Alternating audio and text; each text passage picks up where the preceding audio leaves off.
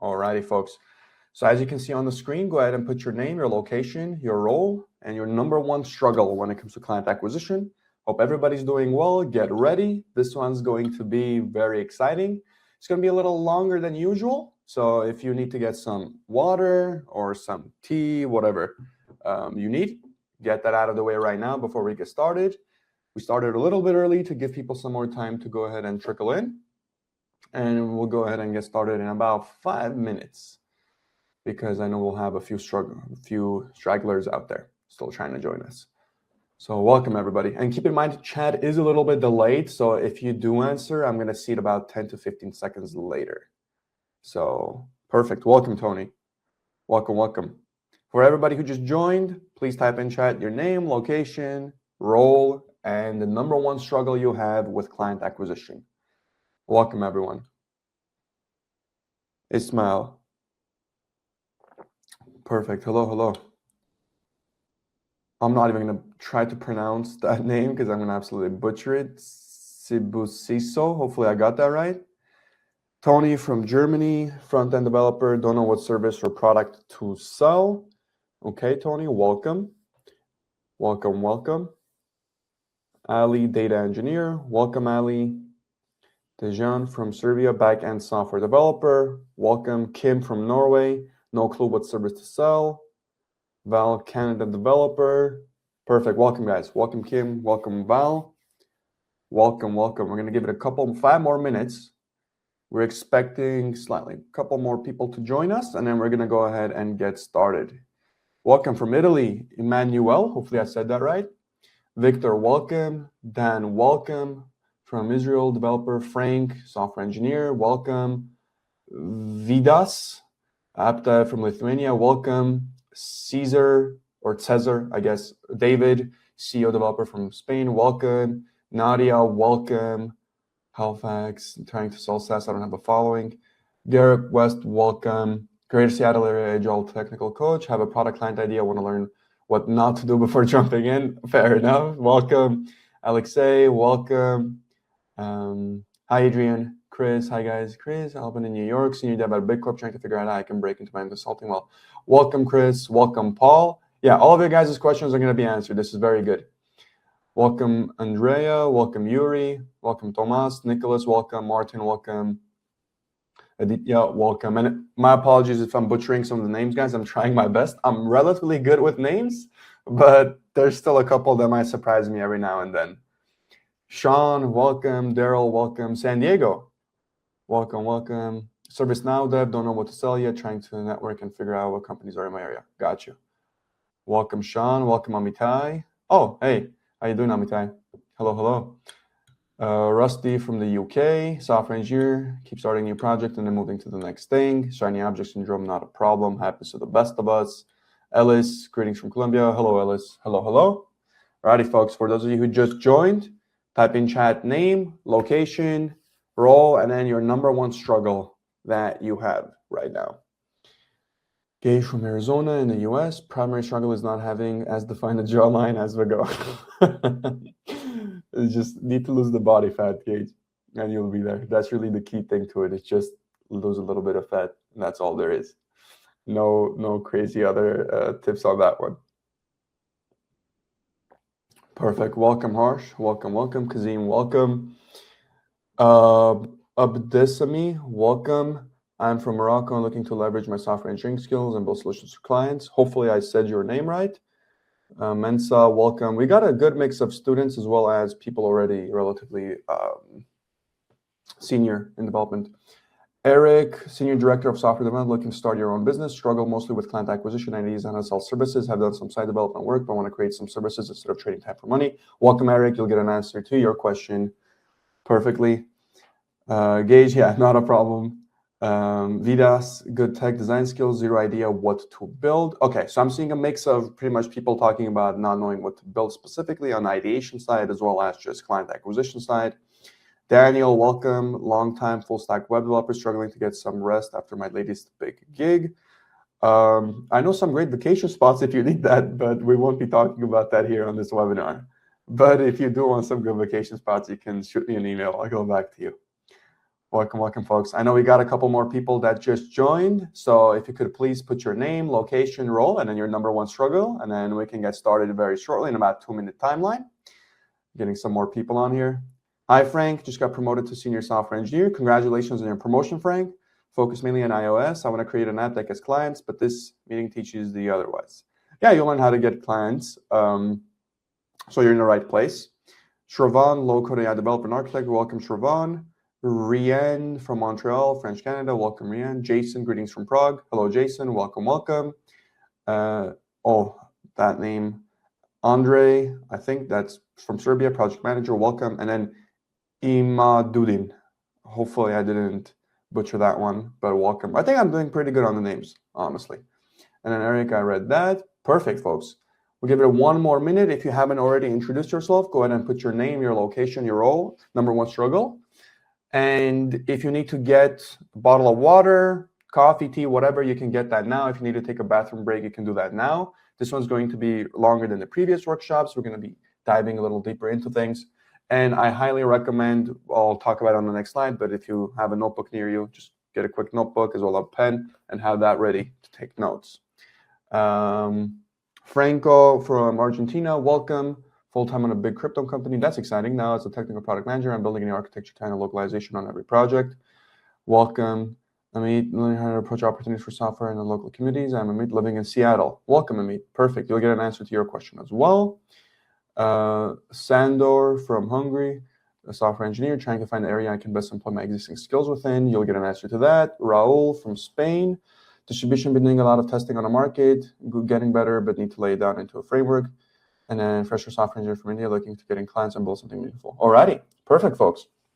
So we'll have some more folks trickling in down the line. What I'm going to do is go ahead and get started because we do have a lot to go over.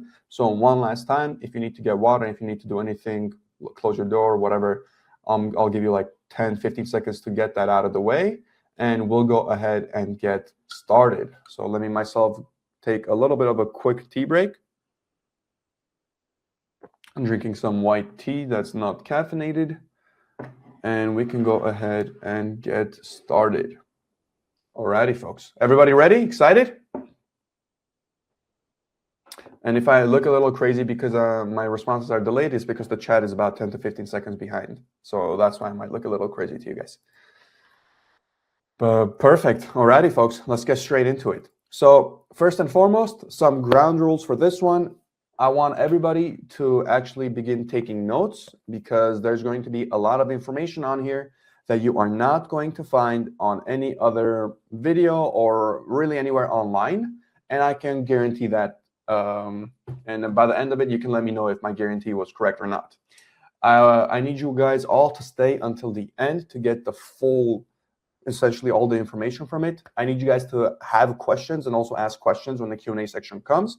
In the meantime, if you want to ask questions, we have a Q&A only section that automatically goes through all the questions and puts them there. So if you ask a question now, don't worry, I won't forget it.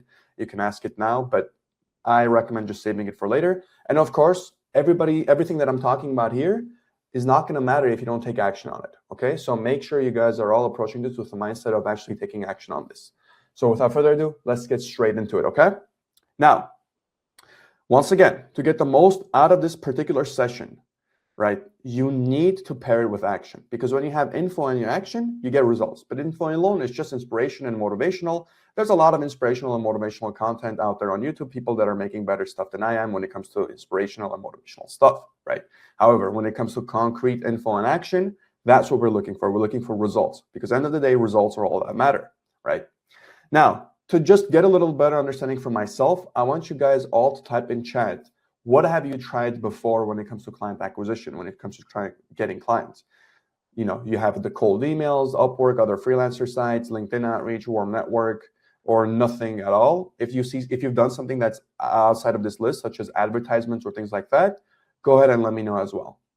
And I'm going to read the chat just to kind of understand where you guys are at with regards to what you've tried before. So Reen says cold email, Upwork, none yet, cold emails, Upwork, warm network, now starting cold emails, warm network only, freelancer sites, cold email, paid ads. Oh, interesting. We got one paid ads, Reddit posts, LinkedIn cold email. Okay, I'm seeing majority dominant cold email, and then freelancer sites like Upwork, and I saw a little bit of LinkedIn, couple of warm outreach there, decent amount of none yet. Freelance, LinkedIn, Indeed, and Google AdWords, interesting. I got from friends and former coworkers. Yeah, that's okay. Cold email, less than 150 emails, but didn't get any replies. Okay, perfect, folks. Got it. Got pretty good understanding. So based on what I'm seeing, you guys are in the right place, okay? Because you're in the right room if and only if you actually want clients, right? No surprise there. You've tried something before, or you want to try something, or maybe you've already done it and you failed. You think you're currently undercharging yourself, or I shouldn't say or, and you're actually a software engineer, because this is specifically tailored for software engineers. I know we got a good mix of everybody trying everything. Some people said they haven't tried anything either, but don't worry about it. We're going to address every single key point here. So let's move on. Now, this is not for you, just going to tell you out there, if you think this is going to require zero effort, okay? What we're going to be talking about is going to require effort from you. It is not, let me repeat myself, it is not a get-rich-quick scheme. It's not a hack. It's not a cheat code. It's nothing like that. It's going to require actual work. You also need to be willing to talk to people, okay? You need to be face-to-face with people. You need to talk to people. You need to communicate. And you also need to understand that active income is going to come before passive income. So if you're approaching this in the sense of you're just going to sleep and get clients from day one and become a multi-billionaire, that's just not for you, okay? Now, a little bit about myself. For those of you who don't know me, I'm going to go really quickly, just a quick intro. Most of you probably already know me, so just something really quick to kind of explain why my view of client acquisition is going to be vastly different from most people's. Now, I've been in the tech space for over a decade already. That's me right there. Started in 2016. 2017 was when we won the regional championship for robotics. Went into the public sector working for NASA, then into the private sector as a software engineering consultant. Started off with a six-figure salary. 3 years, got to the manager position, making $250,000 a year. After everything in the 9 to 5, I decided to quit and actually start my own thing. And essentially what I was met with was the gun to your head test. There came a certain point after constantly failing. I had $258 in my bank account, and I had 2 days to pay my rent as well as other expenses. So I had 2 days to pretty much land a client. And a lot of the information that you're going to see on here is going to come from something that has been actually tested and proven to work, not only for myself, but for other people. But if I put this on you now and I say, gun to your head, can you land a client in 1 hour or 1 day or in 2 days? How many of you would comfortably be able to tell me with 100% confidence, yes, I would be able to land it? Chances are most of you would probably say no. My goal is by the end of this workshop, for every single one of you that stays until the end, if this exact test happens to you, God forbid, you are able to say with 100% confidence, yes, I can land that client in 1 hour, in 1 day, or 2 days. That's what we're going to learn, okay? Now, what I'm about to teach you is proven to work, as I said, not only in my case with AB Analytics, this is just our revenue in the last month alone, but also with countless other founders inside Code2CEO. Just so you understand, this is not only specific to me. Other people have done this. People with different backgrounds, people with different experiences, people older, people younger. That does not matter. The method actually works. Damir, multi-5-figure pilot, right, for a construction company with AI call center. Here we have Sandra in the healthcare space doing consistently over $20,000 a month. We have Paul here that pretty much made more money in January and February of 2026 than he did at his entire 9 to 5 in the year beforehand, right? We have John, got a $4.5 million buyout offer, scaled his company to over $100,000 a month using the same exact acquisition strategy that I'm going to be talking about here, right? We have Dom, who not only leveraged the Cloud Community Ambassador program that he got and he became an ambassador, one of 16 in the entire world, but the same exact thing that he leveraged, he literally met somebody on a plane, found their problem, got paid for a 1-day workshop, no code, nothing built out, just instantly got paid for it. So everything that I'm talking about does work, okay? And this is just another very recently Dom closed from the same exact client acquisition thing that I'm going to be talking about. Ian as well, he was completely new to business as a whole. He wasn't even familiar with sales calls at all, but went ahead and closed a $10,000 prepaid pilot before writing a single line of code. So this is really the key here. Selling, getting clients before writing a single line of code. So it's not that you build something and it goes to waste, okay? And every single Code to CEO founder has done this. What this should tell you is not for me to flex, but rather for you to understand that it is possible, the method works, and you are not a special case, despite what you might think, okay? Now, before we get into it, I want to be honest. You will benefit the most from this masterclass if you already have an existing offer. I know some of you said you have no idea on what you want to do.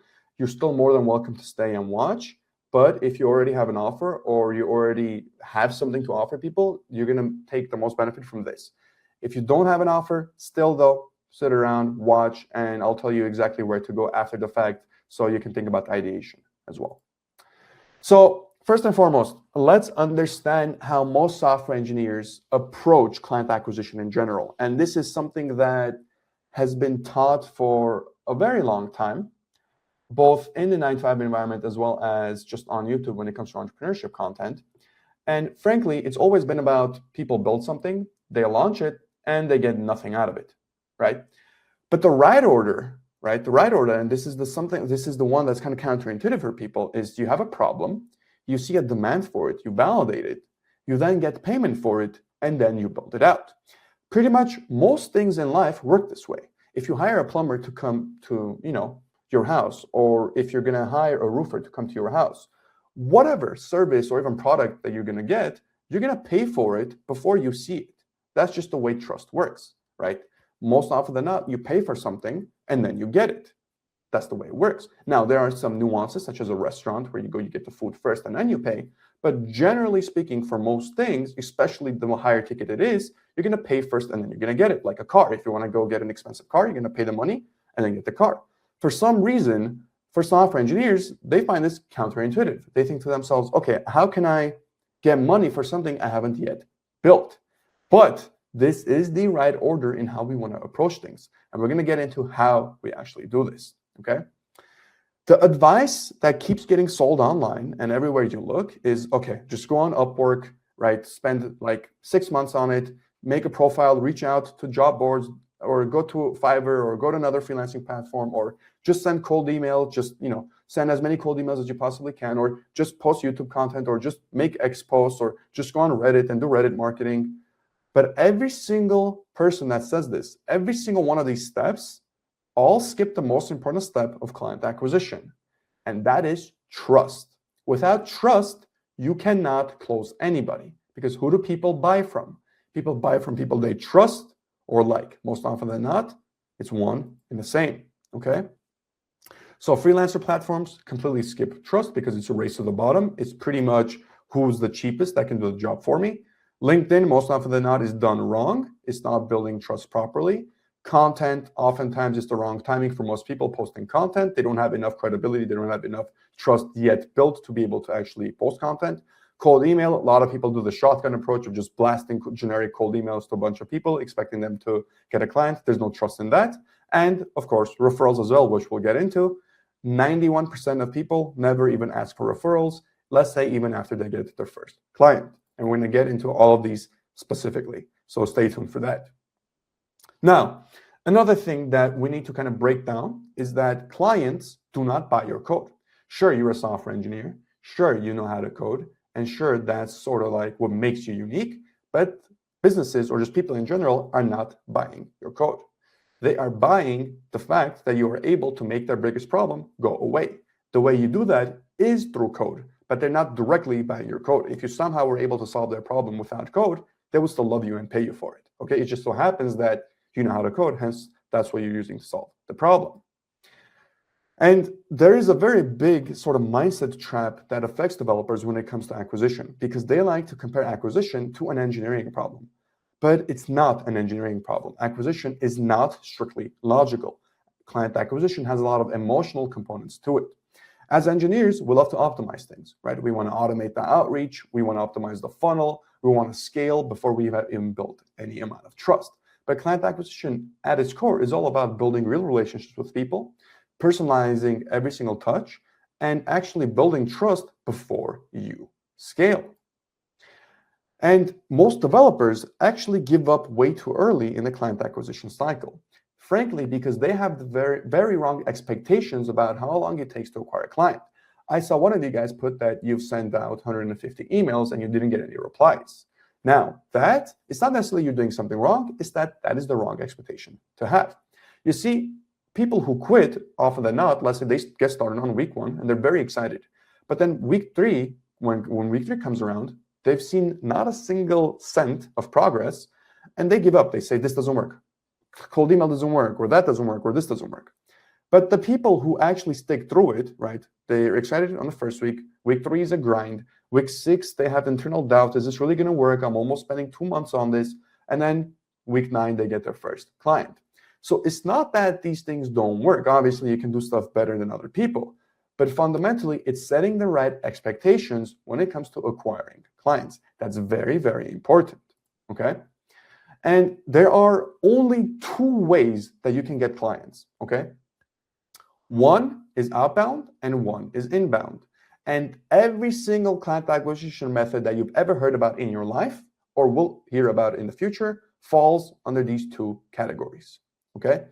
I'm going to call them using directions. So the left, we have outbound, meaning you go to your client to find them, or inbound, they come to you. So just a quick example, inbound is, some of you guys saw me on YouTube, you came to me, right? Outbound would be if I found your contact information and I reached out to you directly. We are going to start from the left and we're slowly going to build to the right, meaning we're going to start from outbound and we're going to go to inbound. And let me explain how all of that is going to look. What the client acquisition is really all about? It's a pipeline, okay? What happens is when most people get their first client, they have the euphoria moment, but then they realize, wait a minute, how do I get my next one? What is that called? That is called a client pipeline. Essentially, you always have a consistent flow of leads or clients coming your way. And one client can often be called a lucky break because it's just one time that it happens. One of you put, yeah, I talked with a coworker, I talked with a friend, and I got a client. Sure, a great way of getting clients, but is that sustainable for the long term? Can you consistently get clients that way? For us to be able to consistently build this pipeline, we're going to need both. We're going to need outbound, something that we can directly control, and we're going to need inbound, something that's going to flow while we sleep and something that's going to work in the background. But we need both. The common denominator here is that we're going to build first outbound and then we're going to go into inbound. When most people hear advice, they usually build both at the same time or they start from inbound, okay? But like I said, I want to make this point really clear. We're going to start from outbound and we're going to go to inbound. Now, first and foremost, the bottom line about client acquisition and the biggest problem that I really want to tackle here on this specific workshop is that you have been given incomplete advice. It's not that these methods do not necessarily work. It's that these methods are not the best. If we were to put a ranking to them, like S tier, A tier, B tier, C tier, right? Most of the methods that you've heard about are, for the most part, going to be C or D tier. Because a lot of these methods are really dependent on your skill with them and the strategy you're approaching them. So a lot of people, when they say, you know, cold emails, start cold emails first, or post content, but you don't have any proof posting content. Or when they say go on Upwork or go on Fiverr, how many people do you think are on these platforms, right? Usually what I've seen is that the best actual methods are most often than not gate-kept, and nobody actually talks about them. And understand that not all methods are actually created equal. I would place Upwork, Fiverr, Reddit, these types of things C tier, LinkedIn, cold email and content B tier, and A tier I would put warm network, referrals, and strategic partnerships. And maybe depending on how you do content, it would be A tier. And S tier is what we're going to be talking about as well, is what I call this local celebrity model or acquisition model, okay? And if you don't know what that is, I'm going to explain it, have your notes and everything ready, so don't worry about that too much. Now, what does this actually look like in practice? If you were to sort of see, okay, if I'm going to divide this into stages, what is this going to look like? Well, you have to build the foundations, right? Usually you want to start with outbound, obviously, as mentioned, and you want to go to the sort of the closest fruit on the tree itself, right? You don't want to get a ladder, take the top ones. You want to essentially take the easy pickings first. So you'll use warm network, right? You'll use outbound to reach people that you know. And then in stage 2, you'll slowly expand until you get bigger and bigger and further away and you're making more and more money. But you want to start with the easiest fruit available to you. And the fastest path to your first client, always remember this, Doesn't matter who you are, doesn't matter if you think you don't have a big network, your first client, the fastest path to them is always going to be through your network. It's not going to be through cold email. It's not going to be through Upwork, your network. You might say, Bigo, I might be an exception to this. I don't have too many people in my network. Wrong. You are not an exception to this. Every single human being on this planet, their fastest path to your first client is your network, especially true for software engineers. I'll dive more into this later, but understand this fundamentally, write it down for now. Second thing, nobody talks about this, but this is the most important part of client acquisition, and that is trust. Trust is your only currency. It's not USD, it's not euros, it's not Bitcoin, it's trust. Every method is really just a way to build trust, right? Why do people say you need social proof? To build trust. Why do people say you need to be competent in what you do? To build trust. People trust competent people. Why do people say, if you're going to do stuff, have your face on there? Why do people talk about branding? For familiarity. Familiarity builds trust. Why do people say do stuff on a regular basis, have a routine? For consistency. Consistency builds trust. People trust that you're going to show up at that specific time every single day. Proximity too, right? If you're closer to somebody, if you share a specific location and they see you on a day-to-day basis, that's going to also build trust. So there's multiple ways of building trust, and what we're going to do with our method is utilize every single one at the same time to maximize the amount of trust we are building with people, okay? Second, your warm network is actually a lot bigger than you think, okay? Most of you thinking you don't have a big network, and I've seen this time and time again with so many founders. Your network is a lot bigger. It's just that you haven't really considered it even. What I want you to do is take a look at your phone. How many contacts do you have that are activated? Could be friends, family, managers, alumni, acquaintances, ex-colleagues, maybe ex-girlfriends, ex-boyfriends, doesn't matter, right? Just people in your contact list that you might scroll through and be like, wait, who was this person? I don't even know half these people on my contact list, right? Outside of your contact list, right? Where else can you find these people, right? Maybe located near you, maybe you can just ask for a referral from your family. But the number one thing that you don't want to be doing is thinking to yourself, okay, but why would they need a developer? Like, why would Bob over here need a developer? But you don't need Bob to need a developer. All you really need Bob is to see if he knows somebody else who might need the same exact solution to the problem that you're trying to solve. Does that make sense? So the goal here isn't to immediately sell to our network. That's not what we're trying to do. It can go one of two ways. Based on who is in our network, we can either A, choose to directly sell to them if they are a good fit, if they're our customer, or B, utilize them because we already have pre-existing trust with them to refer to somebody else who might require what it is that we're offering. And let me tell you, your first client is most likely going to come from this exactly.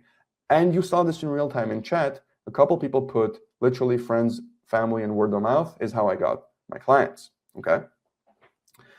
Now, a lot of you might be thinking, okay, but do I just pitch them then? How do I go about sending out a message to these people? No, you're not necessarily pitching them, okay? You are informing them. And I know this is a short example here, but I don't want you copying this word for word. I want you to think about the framing. Everything is about framing here, how we frame ourselves to the individual that we're reaching out to, how we frame ourselves towards our potential client. If you reach out to, hey, do you need a website? It's only going to be $2K. People most likely are going to ghost you or not think well of you. But if you're there to inform, if you're there to control the frame, hey, I'm a software engineer, I'm an expert in this particular thing, and I help X with Y, would you happen to know anybody, or would you yourself be experiencing this problem? If they're in your warm network, you most likely already know if the person will be having your problem or not. So you'll be able to make the decision of, are you going to inform them or are you going to directly approach them in a different manner? The goal is the same, right? The goal is the exact same. That's not changing, except we're coming in with a very different energy. The way we're framing ourselves is going to be very different. Now, you might think, okay, but you're telling me to reach out to people that I haven't, maybe spoken with in like 5 years or 10 years. You're telling me to reach out to people that I don't want to really reach out. Okay, but I want you to tell me which is worse, 4 seconds of, a little bit of awkwardness, or 6 months of you going with no clients. The fear is not proportional to the risk, okay? The fear of you having 4 second, 5 second of just awkwardness there is now worth you going 6 months with no clients and no money and no revenue and being stuck in a place that you are. You have to get over this mental blockage, and you have to understand fundamentally, most of your logical people understand, is that really worth it? Is me avoiding reaching out to somebody, which is maybe going to be, a couple seconds of awkwardness, worth me potentially not having a client? Once again, the fear is not proportional to the risk. Now, there's really 3 steps when it comes to reaching out to people in your immediate network to be able to get a particular client. And it's all about re-engagement, okay? You want to reconnect with people without selling. A lot of people in your network you might have not reached out to in weeks, months, years, or potentially multitude of years. What you want to do is you want to re-engage them, but you want to re-engage them without actually pitching or selling anything, because that's just going to turn them off. And you want to share an update. You want to update them on a new direction you're taking. And once again, you want to ask for connections, not necessarily clients, okay? If they are the perfect fit to become a client, you can go ahead and make that pitch. But if they are not, you only ask for connections. Keep in mind, the number one reason why this works, folks, for those of you who might be wondering, okay, why would anybody help me? Is because as a society, we have been conditioned to be good. Whenever you're young, your parents always tell you, be a good person, help people out, blah, blah, blah, blah, blah. As a society, we have been socially conditioned to be good. Whenever people ask us for help, our immediate response is most likely going to be yes, as long as it's not a big ask. And something like this is far from a big ask. One of the biggest kind of enlightenment things that I see within founders that are in Co2CO and just otherwise as well, especially for software engineers, is they are thoroughly surprised that so many people would be willing to help them out. Hop on a call with them, talk about ideas, talk about problems they're having, maybe even becoming clients themselves. Once again, generally, no matter what you see on the news with all this bad stuff in the world that's happening, generally speaking, most human beings are conditioned to be good.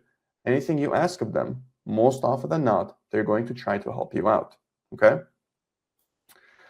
Now, how do you actually go about this? Well, what you want to do is you want to make this as frictionless as possible, okay? This was on the previous slide. Let me just talk about it a little bit. Whatever you're going to be asking of people, you want to make it as frictionless and as effortless as possible. This is going to be the number one deterrent to you guys getting clients. It's whenever you're going to ask something of somebody else, right? How are you framing yourself? But also, how much work are you creating for them? If it's no work created for them and it's a win-win situation, why wouldn't they help you? There's really no good reason why they shouldn't do it, right? This is kind of equivalent to, you want to make it seem so good that if they say no to you, or they're like, no, I don't want to help you, they're going to feel a little bit dumb about it, or they're not going to have a good reason to justify it to themselves. So you want to make it as effortless and frictionless as possible. This is especially true for referrals as well down the line. Once, let's say you already have a client right now, you get a win, within 48 hours of that win, or maybe I honestly would recommend within 24 hours of that win, you can just send a quick message, hey, looking to help more businesses like yours. If you know anybody, I'll write the message and you just forward it to them. This is the lowest possible friction. You're saying you'll write the message, you'll forward it. All they have to do is literally just point you in the right direction. So keep in mind this exact kind of mindset that we just talked about. How you frame yourself when it comes to clients, right, with people that you're going to build trust with, and how can you make everything that you're going to ask of them be as frictionless and as effortless as possible, such that they have to do the least amount of work while getting you the specific result that you need them to get to. If you remember, I talked about the referral thing. 91% of people, and people being clients in this case, when asked, would you refer? They said yes. But only 11% of these clients were ever asked. Okay, so this is right off the bat one of the biggest opportunities right now that you can use to get more clients. If you already have somebody you've worked with and you've already given them something, literally just ask them to refer you to anybody else. Once again, only 11% of people are asked. So this is just a very quick win, just like that. Now, also keep in mind, the reason I'm focusing on referrals over here in this specific section is because one referral is like pretty much equivalent to over 1,000 cold email leads, I would say. And just any cold lead, really. Whenever you're doing any type of cold outreach, you're going to have 2 to 5% close rate, right? There's going to be an acquisition cost associated with it, and the trust level is going to start off from basically 0. Whenever somebody's being referred to you, your close rate is going to be way higher. There's no acquisition cost unless you're going to give like a commission or something like that to the person that referred, and the trust level is going to be pretty high because it's a referral, okay? So it's one of the quickest wins. Now, you might be asking, okay, Bago, outside of my phone, how else can I find people, right? What if I don't have a phone? Or what if I only have 2 people in my contacts list? It's my mom and my dad. Well, for that, there's also LinkedIn and a few other places, right? LinkedIn, what I want you guys to do after the fact is go scroll through all your first degree connections and pretty much tag and filter your connections based on if they're a business owner, if they're a decision maker, if they could potentially connect you with somebody else, right? What they are. And then you can put all of that in a spreadsheet. All of this can be done very simply with Cloud Code. If you want to set that up, I'll talk more about this down the line. But just to kind of form a foundation from a basis of what we're going to get into, this is something that you can do. Same exercise with the phone as well. Like I said, scroll through every single contact.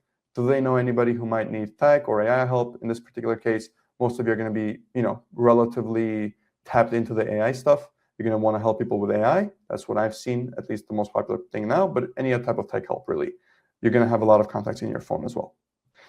Now, it's very important that whenever you are describing what it is that you do, because most people are going to ask you, okay, what do you do? And this is true for any specific scenario. You need to describe what changes for them, not what you actually do. I know this sounds a little counterintuitive because this entire time, whenever we're building out a resume or we're applying to jobs, we say what we do. Well, I'm a full stack developer, React, Node, all this stuff. You need to change that into what actually changes for them, sort of the result. Oh yeah, I help businesses stop losing time to manual tasks. If you know anybody who needs this, just forward this message, blah, blah, blah. You're the same exact person, still nothing has changed, but now you're going to get completely different results. Because instead of talking about what you do, you now describe what changes for them. Because whenever somebody says, what do you do? In reality, they're thinking, okay, what can this person do for me? But they're not outright going to ask you, what can you do for me? Unless it's somebody who doesn't really care about the social conditioning aspect, okay?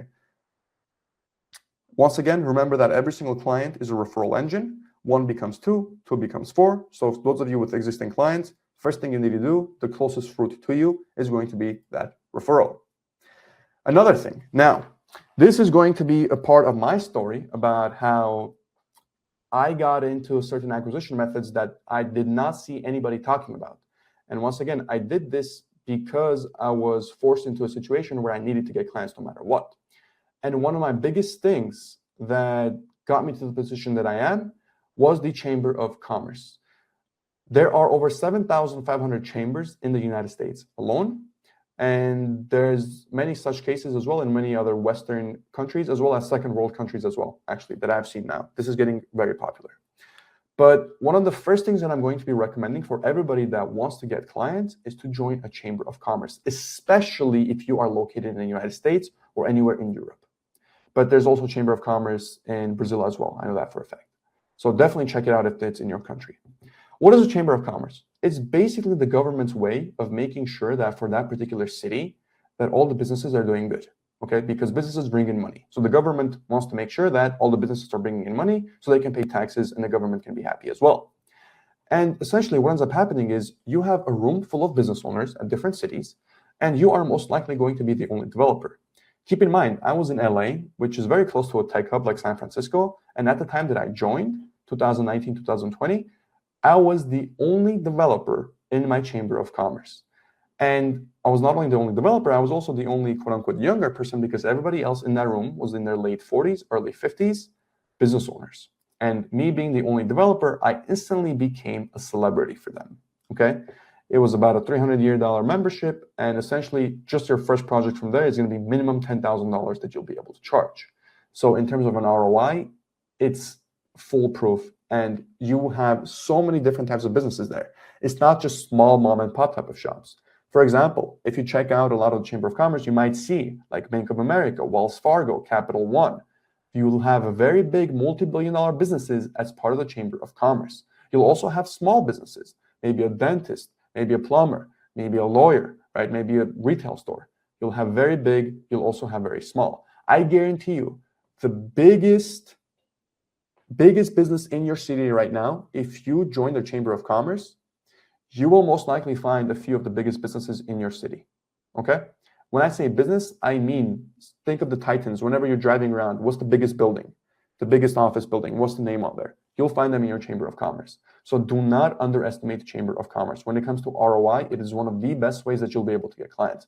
And I'll explain why all of this is why we're even talking about this very shortly, so stick with me. Now, the strategy that I approached when it came to Chamber of Commerce was very sort of just I want to say common sense, but it was essentially my first visit. I was a stranger to them. As I started showing up, I became a regular, and then I became trusted. And when I became trusted, I started being able to get a lot more opportunities because I became the authority. I asked if I could speak. I asked if I could talk about topics in there, and I was put in a position of authority talking about tech because I was the only developer in that room full of people with a lot of money they wanted to spend, okay?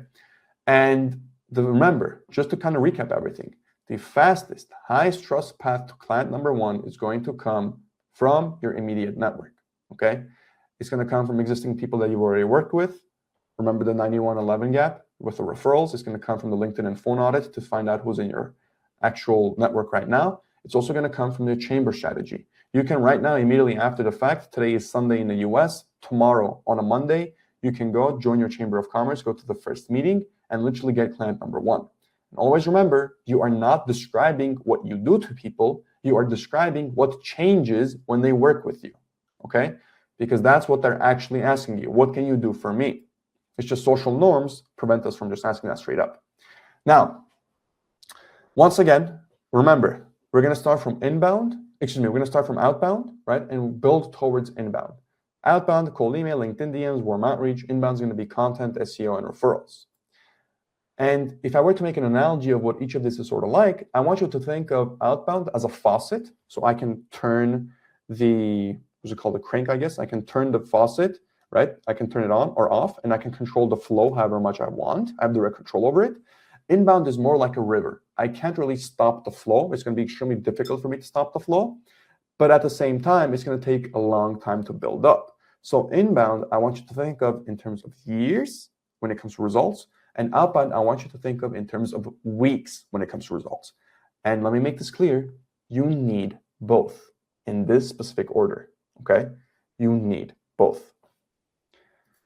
Now what we're going to do is get into the 15 acquisition methods that you can arm yourself with. Okay, you'll get the prerequisites for all of these. You'll get the time to results. You'll also get all the costs associated with them. Each method is going to include everything you need before you start. And every single one of these methods has been tested and proven by me. And I will tell you straight up, some methods are better than others. And I'll tell you which ones you should do and which ones you should just completely skip. Everybody ready? If you need to take a quick water break, do so now. If ready, we'll get straight into it. This is what you've all been sort of coming here for. And like I said, I might be a little delayed in reading the chat because the messages are a little behind, but the second I see the first I'm ready, we'll get straight into it. Perfect, Daryl. Alrighty. Appreciate the thumbs up. Let's get straight into it, okay? So method number one, this is what most of you actually put down when I said, what have you already tried? And a lot of people said freelance platforms, right? Now, my personal opinion is as follows. I am very much against freelance platforms because freelance platforms are for freelancers, not businesses. That's not to say you cannot be successful on there as a business. It's just the chances are way too low. And frankly, the opportunity cost is way too high for you not to be focused on other things. That being said, if you are located in any first world country, United States, Europe, Australia, Oceania, right, anywhere of that, in that continent, please do not start on a freelancer platform. Now, if you're located in second or third world countries, you can, but I still wouldn't necessarily recommend it. In my personal opinion, if you want to become a freelancer, that's more your route. But if you want to start an actual business, freelancer platforms are not scalable, okay? And there are way better opportunities out there. Once again, I'm not saying it's not going to work. You can definitely make it work. However, there are far better opportunities, and the opportunity cost far outweighs whatever time and energy you're going to spend into this. So my personal thing, I would not recommend this for you, okay? Just setting that out there. Now, if you were to get started, I'm still going to tell you exactly what you need. You're going to need at least two to three work samples or mock project to show. You're going to need to be located in a place where you're going to get the most ROI out of it, right? If you're from the US, Canada, UK, any European place as well, just don't do it. It's not worth it for you. And you're going to need to be going into this willing to accept lower rates short term to actually build reviews and get that proof, okay? Like I said, you can start here. I do not recommend it. And if you do start here, or if you're currently here, please never stay here, Okay, use this to build proof, use this to cash flow a little bit, and then leave. Do not stay on freelancer platforms. It is not worth it. The quality of the client you get is going to be very low. It's going to be a pain in the ass dealing with them, excuse my French, but it is simply not worth it. Okay, there's better opportunities. Number two, LinkedIn outreach. This is something that you've also seen a lot of people talk about. This is something that you might have defaulted to already. You need to treat your profile as a sales page if you are going to go with this route, okay? For example, we have Jane here, right? Software engineer, React Node.js, changed to I help dental practices reduce no-shows by 40% using AI. It's the same exact person, we have different results. My personal opinion on LinkedIn, it can work. However, based on what you've seen thus far, if this is what the example that you've seen, it's not going to work. Because when most people say send LinkedIn outreach, it's going to look like something like this. Hey, Jane, loved your recent post, blah, blah, blah, blah, blah, blah, blah, blah, okay? People say, oh yeah, it needs to be short, specific, and personalized, and then you're going to get a response. Then they tell you, this is the personalization, this is the positioning, this is the proof, and then this is the call to action. If you send this to anybody, I get 1,000 of these a day almost, okay? I'm instantly going to block you. Why? Because this is the most AI-generated piece of copy I have ever seen in my life. This structure. So completely forget about it. If this is the way you were thinking about doing LinkedIn outreach or any outreach, as a matter of fact, forget about it. I'm going to give you an example of an actual message that you can send out, right? Tailored towards Mari, which is the founder of Bloom. If you guys haven't heard, Bloom is this supplement company, right? They got very big recently. And you'll see one of the first things I did is I crossed off the short here. Let me explain a little bit about just cold messaging in general, okay? It's not that things need to be short. It's that most of the time, whenever something's long, you're filling it up with garbage because you don't have anything good to say. And people, you need to respect people's time. They need to be able to quickly look at it, make a decision, and move forward. But that's not to say if you have actual important things that you want to talk about, it cannot be long. And when people talk about personalization, what people don't understand is that more so than personalization, it needs to be relevant to them, okay? I could have personalized this to Mari using anything. She has a public profile. I can find out anything about her online, most things. I can personalize it to the color of her hair. How's that going to help me? How's that relevant to what I'm saying? Now, if I made it relevant, it could matter, but in this specific case, it wouldn't. So let me first explain what this outreach message is about, and I'm going to break it down step by step, so you can understand what an actual LinkedIn or any type of cold outreach should consist of, okay? So hey, Mari, that stat from the NutriBolt announcement that said 88% of Bloom's audience is new to wellness caught my eye. So this is something that they posted. She posted herself. That said 88% of their audience is new to wellness. That's incredible, but it also means the majority of her buyers don't have the habits yet to stick around. So I made this relevant to her, okay? I run an AI analytics consultancy, and one of our clients is a doctor-formulated oral care brand with a similar challenge. Their product only works if people use it consistently over months, but most first-time buyers expect overnight results. I now positioned myself and also gave myself credibility. I talked about I have an existing client right now facing the same exact problem that you are. We built AI systems that identify exactly where in the education to habit curve each customer sits and message them accordingly. We added an extra $50,000 in monthly recurring revenue because we stopped treating the curious buyer the same as the committed one.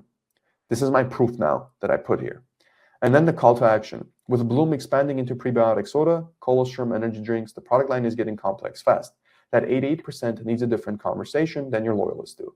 Would love to show you exactly how we approached it. Worth a quick call or not, okay? Now, obviously, this can be made even better. If you want to spend a little bit more time on it, make it a little shorter, make it a little more digestible, research her a little bit more to actually find out specific things that you could have included. But let's explain what this is about. I don't want you guys copying the exact words I'm using. I want you to understand what I'm doing on an emotional level, what's happening when somebody's reading this, okay?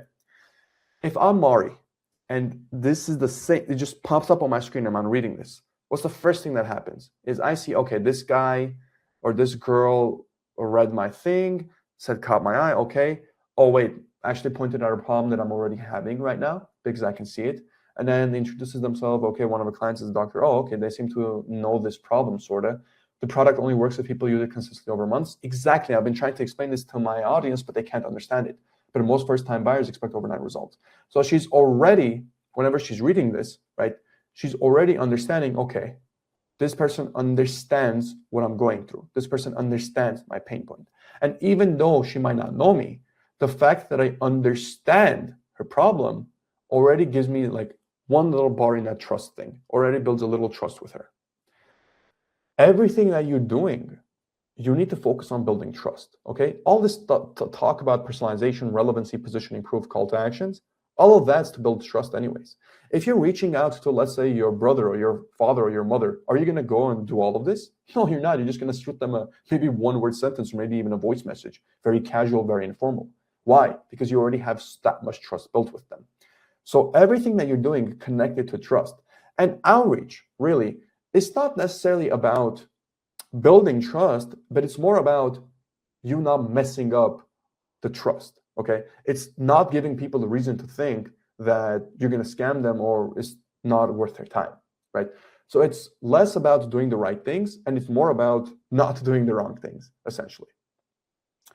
And Frank, I know you just asked how to position if you don't have credibility or have proof. We'll get into that later on. But in this particular case, if I did not have proof over here, right, what I would do is I would dive deeper into the problem to make her understand that I actually understand her problem better. Think of this as a doctor-patient analogy. At any given moment, whenever you walk into the doctor's office, what makes you trust them immediately outside of you seeing MD and then the doctor's name? It's whenever they're describing the symptoms to you, whenever they're describing the pain you're going through, and they're explaining things that you haven't yet told them. Because that means they understand what you're going through, and most likely than not, they've seen it before and they have a solution for it. Same exact thing here. If you don't have positioning or you don't have proof, that's what you're going to do, okay? Now, when it comes to any type of outreach, but specifically for LinkedIn especially, understand that 80% of sales happen after the 5th contact, okay? Let me say that again. 80% of sales happen after the 5th contact, not the 1st, not the 2nd, the 5th. Most of you send one follow-up message and you get ghosted and your feelings get hurt and you think that person's not interested. You've only sent 2 total, not understanding 80% of the sales are going to happen after the 5th one. So you need to follow up, okay? Now, the timeline here is day 1, day 3, day 7, day 14, day 30, right? This is something that you might have already seen beforehand. My personal recommendation, and once again, this is going to sound pretty much contrary to everything you've heard, have an infinite follow-up sequence every 2 business days until you get an explicit F off, leave me alone, or yes, let's do it. Let me repeat that. Have an infinite follow-up sequence every 2 business days. Doesn't matter who it is, unless you receive an explicit F off, leave me alone, or yes, let's do it. You might think you're annoying the person. Does not matter. 4 seconds of awkwardness. You're going to take maybe 1 or 2 seconds out of that person's time for them to type on their keyboard FU is not worth you not having a client. Okay? Drill this into your mind. Put this down on your notebook. Now, what are the prerequisites for LinkedIn outreach? You need your profile needs to be based for business and not a resume. Okay? So the headline needs to be written for clients and not recruiters. Everything needs to be outcome-based. I highly recommend having at least 200 first-degree connections for this to become fruitful. And the niche, you need clear positioning, okay? You need to know who you're helping and what's going to change for them. You can't just blast people with generic stuff. And you need to allocate about 30 to 60 minutes a day just for outreach because consistency is going to beat volume over time. And you can also do this on a free tier if you already have the connections. If you don't have the connections, LinkedIn Premium, I think it's like 2 weeks free or something. And it's going to take you about 2 to 6 weeks to actually get the first conversation and then potentially get your first client. Now, method number 3, content marketing. This is something that a lot of you want to do and a lot of you that might have already tried. So let me explain something first that once again is going to go against everything you've seen online. Content multiplies. Okay, on nothing, it amplifies nothing. 0 times 5,000 is still going to be 0. Okay, if you are not yet making any money from your offer, you should not be creating content. Let me say that again. If you are not yet making any money from your offer using outbound methods, you should not be creating content for that particular offer because you are going to burn yourself out. Content is only useful if you have something to work with, if you have something that you can multiply, okay? If you don't have a 0, you at least have a 1. For example, if I'm making already 12K a month and I have a couple of case studies, I can start making content because I'm going to get a lot of inbound. Content cannot amplify what does not yet exist. I need you guys to understand this once again. If you think it's going to be as simple as just hopping on YouTube, creating videos, getting clients that way without having any type of income otherwise, any type of social proof, it's not going to work. Especially in this day and age where even I myself with a full-on team, with me putting hundreds of thousands of dollars every single year into this, that I still have competition, meaning I still have to do the research, I still have to worry about other people. For you guys coming in here with no social proof, nothing of that sort, it is not going to work. Now, could there be an exception? 100% there could be an exception. But we have to approach this from the possibility of probabilities and not if there's a chance or not, okay? The probability of you succeeding using content without first testing your offer, without first making money outside of content is going to be very, very low. And that's a game we do not want to be playing, okay? What are the prerequisites then for content marketing, right? When do you decide you're going to post content for inbound? My personal opinion, when you're already clearing $10,000 to $15,000 a month or more, because content is going to amplify that. Once again, it does not create. I recommend having at least 2 client results or case studies to talk about. And commitment-wise, you need to understand that it's going to take you minimum 6 months, upwards of 12 months, maybe even longer, before you get your first client, okay? Once again, please do not start here. Come back when you actually have proof and come back when you're already clearing $10,000 to $15,000 a month from your offer. It's going to take you 6 to 12 months anyways when you start for you to actually start getting clients. And tools-wise, it's going to be about $0 to $200. Now, you might ask me, but go, if it's going to take 6 to 12 months, shouldn't I just get started on it anyways? And then 6 months from now, I'll be able to land a client in the meantime and it'll be good. No. If you start right now without having made money, that tells me you don't have an offer properly down. You don't have it validated to the point where you can get clients on an outbound. So even if you start with the strategy, you're going to have to pivot down the line, and that's just going to cause you to burn out anyways. Okay? Now, method number 4, cold emails, right? When it comes to cold emails, I'm a fan of them, personally speaking. I've tried them before. They worked for me. But what worked for me were targeted cold emails, not random shotgun cold emails. Okay? What does a targeted cold email look like? Well, it consists of 6 particular things. Let's take a look at them. First and foremost, every single cold email needs to have a good subject line. Think of this as a cover for a book. If the book cover sucks, nobody's going to open the book to read it, okay? It needs to be relevant to the individual that you're sending it out to, okay? Not necessarily about personalization.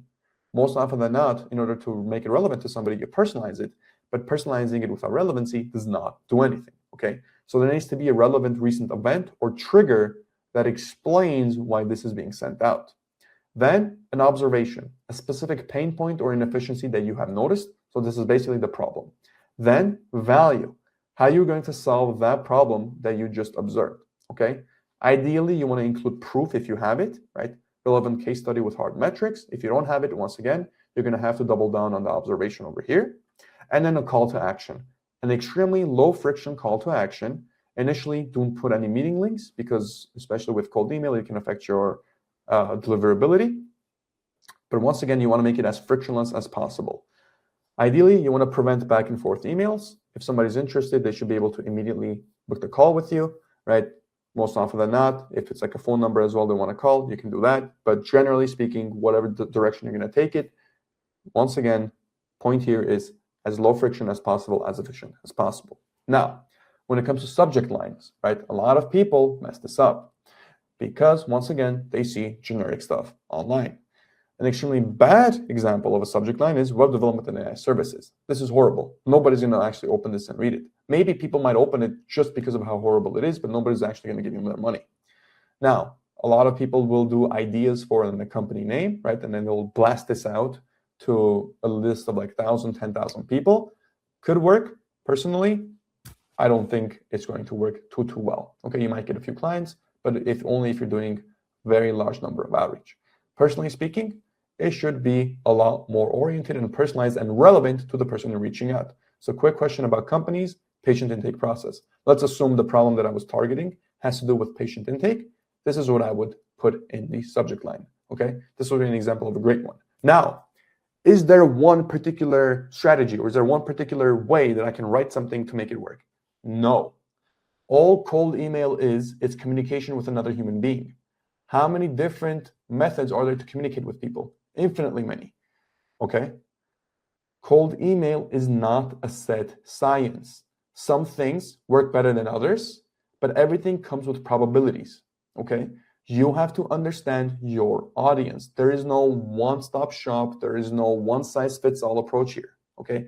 Despite what people might tell you, despite them saying this is the best cold email script, just copy this, that is not how it works. All cold email is written communication. How are you going to talk to people, right? But think of it in real life. Is there one particular, just when you talk to people, do you have a template that you're following? Do you have something in your mind that you're going to go and you're going to say the same thing to every single person? No, that's not how it works. Each person, right, depending on the dynamic, depending on the situation, it changes. Same with cold email, okay? Now, when it comes to the cold email tool stack, you've probably already seen this, especially some of you that already sent it out. You're most likely finding your leads on Apollo or something else, right? Maybe you heard of Clay, maybe not, but you want to use Clay to enrich your contact data, and you're going to use Instantly or smartleads.ai to send them at scale. And of course, nowadays, you'll be able to use Cloud to write personalized copy. So this is the way, most often than not, the automation is being done. However, I'll get into it. I personally don't recommend following this. I have a way better approach to this in particular. Okay, this is very generalized. Now, what I mean by that is, if you stick with me until the very end, I'm going to give you this bonus. This is what I call a cold email taste interviewer. Let me first explain what this is. Since I've been running an AI consultancy, since pretty much GPT launched, I've been heavy into AI. And what we have found is that when it comes to any type of messaging, any type of outreach, be it cold email, be it LinkedIn, the number one problem is people's voice, okay? There is no personality. There is no trust in whatever people are sending out. It's way too generalized, okay? Everybody's sending the same thing. Everybody's watching the same content. What I have gone ahead and created is this thing called a taste interviewer. It basically asks you 100 questions across all the necessary categories relating to your particular offer and you as a person. And it's going to extract from you specifically how you talk, what you think is good, what you think is bad. It's literally going to basically get your brain. It's like it's going to copy and paste your brain, and you're going to use that file. It can be, let's say, a .md file that you can put later into Cloud Code to personalize every single message that you're sending out. I'll explain more on this at the very end so you understand how this works. But basically, you would use this and you would skip the Clay enrichment and you would skip the Cloud personalized. And all you would really do is have the lead list of people, have their just information, and use this exact thing to do so. And I'll explain more about this near the end. Now, in terms of cold emails, because we were just talking about short versus long, right? In general, based on the data that we've seen, what makes a cold email be read? Okay, based on the data, right, under 150 words is usually the sweet spot, or it just doesn't get read. Does this mean if you do over 150, it's not going to work? No, it can still work. There is no one size fits all. However, the chances of it working over 150 are lower based on simply the data that's out there, okay? And each portion needs to have a set number of words associated with it. The relevancy, right, the relevant recent event or trigger needs to be 15 words. About, let's say, observation, maybe 20 words, value, 20 words, proof, 20 words, call to action, about 12 words. Is this set in stone? Do you need to go out and put your entire email in 87 words? No. It can be a little longer, it can be a little shorter. What you want to do is make sure that every single portion is hit and you've done your best to at least make it as short as possible without it losing its effectiveness, okay? It's a very careful balance. Are you going to get this on your first try? Maybe, maybe not, but this is a process. Okay, cold email is a process. You're figuring out how to communicate to people. It's going to take time. What are the prerequisites for this? First and foremost, you need a business domain, okay? And you need an email associated with that actual domain. You cannot send cold emails from your @gmail.com account. Simply not going to work. You need a verified business email on your own domain. Next, You need a clearly defined ICP, okay? Small law firms in Texas making X amount of money with Y problems, okay? You cannot have a generalized ICP. The more specific you are with your ICP, the more successful you will be with cold emails. The number one problem people have with cold emails is not that their copy sucks. It's not that their subject lines are bad. Sure, those could, maybe they're worse than average, but that's not the reason they're not getting clients. It's because their ICP is not defined enough. You might ask me, Bugo, what does a defined enough ICP look like? Well, you can get very psychotic with it. You can get small law firms in Texas making X amount of money with less than 15 employees with Y problems who, are ordering X, Y, and Z or something, okay? You can get extremely specific with it. The more specific you are, the better of a result you're going to have. Now, tool stack, once again, most often than not, you'll hear people say Apollo, Clay, Instantly, something along these lines. My personal recommendation, you don't need all that. You can frankly do everything with Cloud Code, with everything that's set up, and just having Instantly or Smart Leads as the main tool to send out the emails. Now, keep in mind down the line, right? Once you scale to a certain point, you should build your own tools for all of this.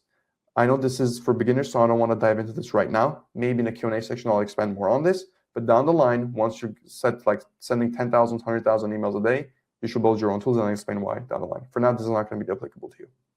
And you need a case study. With cold emails, I highly recommend starting them once you already have a case study that you can actually reference. If you don't have a case study, you're simply just shooting yourself in the foot, and you're going to burn the leads that you're reaching out to.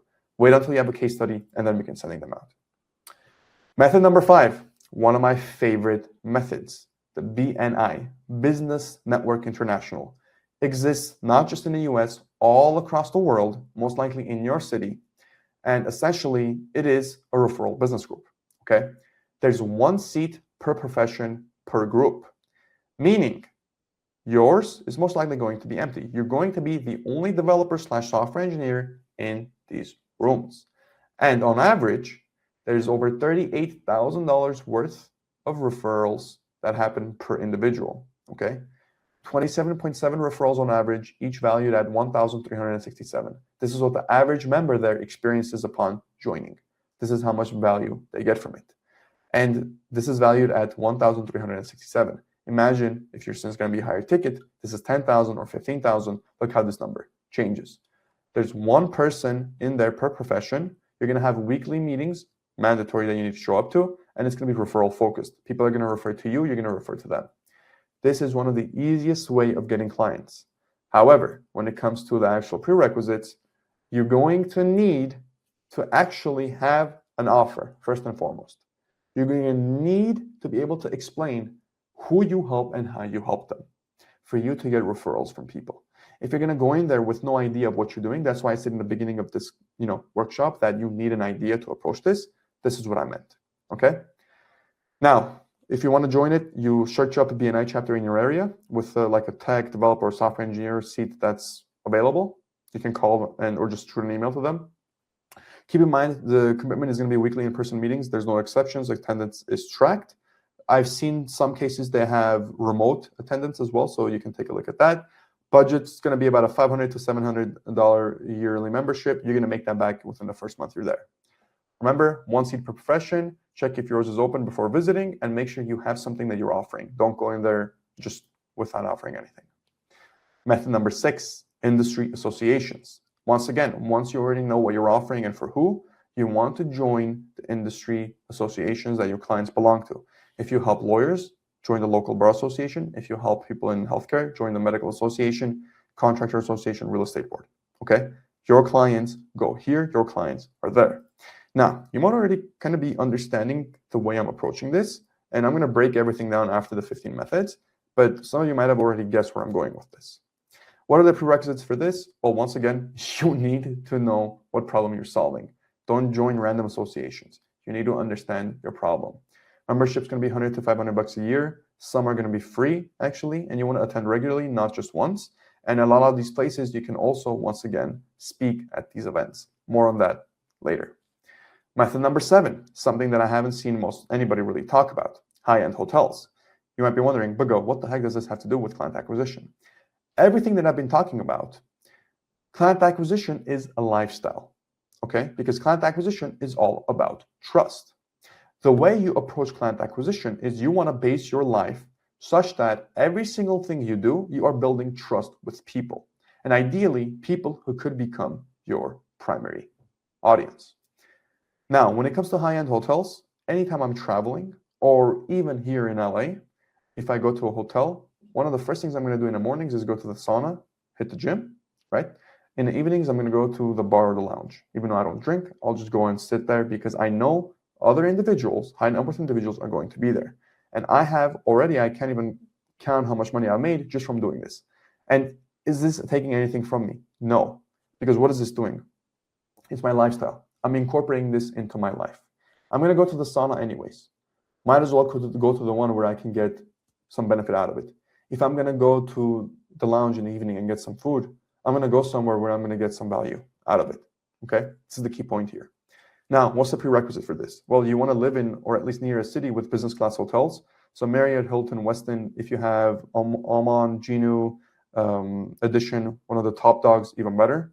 You want to actually be comfortable with natural conversation. So this is sort of individuals with at least a little bit of social skills. Not to say you can't approach it without that. It might just be a little awkward in the beginning, but ideally, this are people who, aren't afraid to converse with people. Timing in the mornings, the spa in the gym, in the evenings, the bar and the lounge. Okay, this is a lifestyle method. You are not networking. Okay, don't go there just to network. This is supposed to be a part of your lifestyle. You're just being there and just enjoying everything there. Okay, and in terms of the speed to client, it's really variable. It depends on how quickly you're going to build trust. All these methods, as I'm talking about, you're going to do in conjunction. It's going to be a part of your lifestyle, and this is how you're going to set up literally exactly what I've done within a 3 to 5 year timeline. Essentially just never have to worry about clients and you can be financially free. Next thing, car shows and expos.